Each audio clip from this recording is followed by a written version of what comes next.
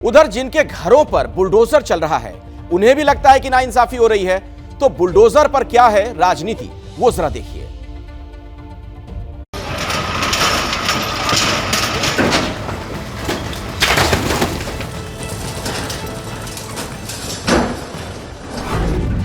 माफियाओं के घर बुलडोजर,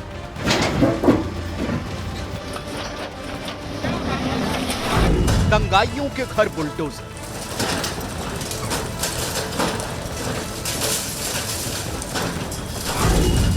और पत्थर चलाने वालों के घर पर भी बुलडोजर।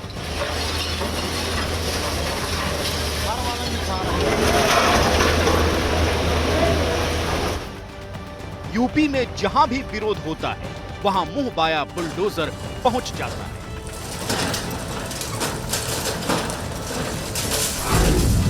ऐसा लगता है कि बुलडोजर न हो गया बाहुबली हो गया।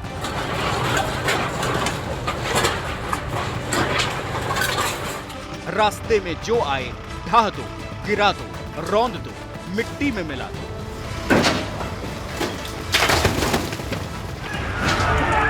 प्रयागराज में जो पत्थरबाजी हुई उसके मुख्य आरोपी जावेद मोहम्मद के घर भी रविवार को प्रशासन का यही बुलडोजर चला।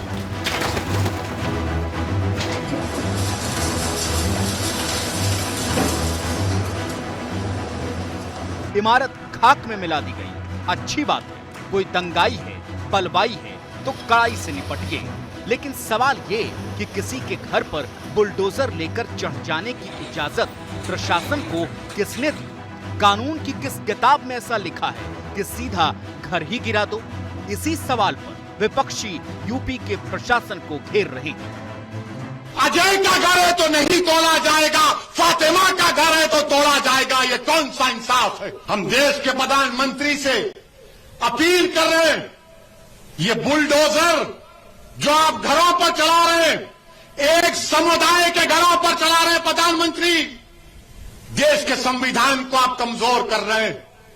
ये देश चलेगा तो संविधान से चलेगा, तो फिर बंद कर दो अदालत को, ताला लगा दो अदालत को। ओवैसी नेता है, इसीलिए मिर्च मसाला लगाकर बोलने की आदत है, लेकिन ऐसा नहीं कि उनकी बात बेबुनियाद है और जवाब कार्रवाई करने वाले स्थानीय प्रशासन को देना चाहिए कि आखिर उसे किसी के घर में कमी तभी क्यों नजर आती है जब उसका नाम पुलिस की लिस्ट में आता है। कैसे महज कुछ घंटों में ही प्रशासन नोटिस भी जारी कर देता है, कार्रवाई भी हो जाती है।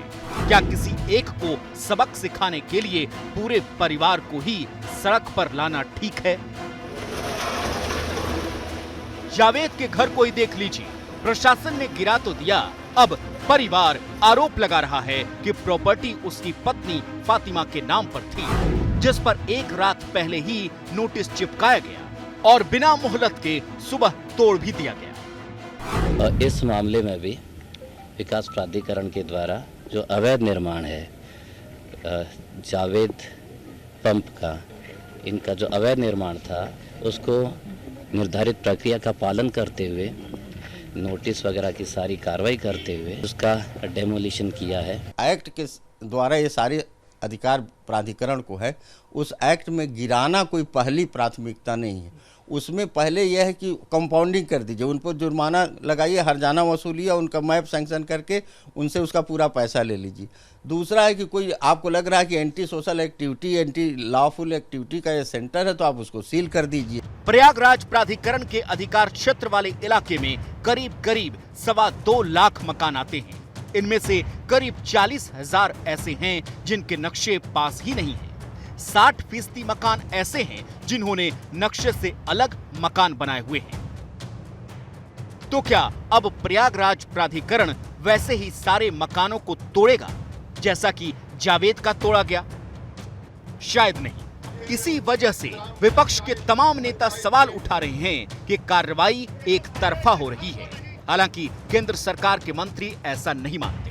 जो लोग बुलडोजर पर बवंडर कर रहे हैं वही लोग जो है वो बलवाइयों पर सरेंडर करते दिखाई पड़ते हैं, और जो कार्रवाई हो रही है कास्ट, कम्युनिटी, क्लास देखकर नहीं, करतूत देखकर हो रही है। जो गलत है उसे गलत बोला ही जाना चाहिए और प्रयागराज हिंसा का आरोपी जावेद भी गलत था या नहीं, यह फैसला अदालत को करना है।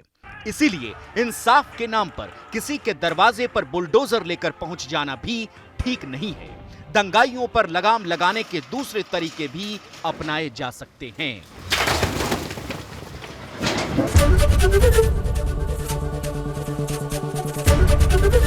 एबीपी न्यूज आपको रखे आगे।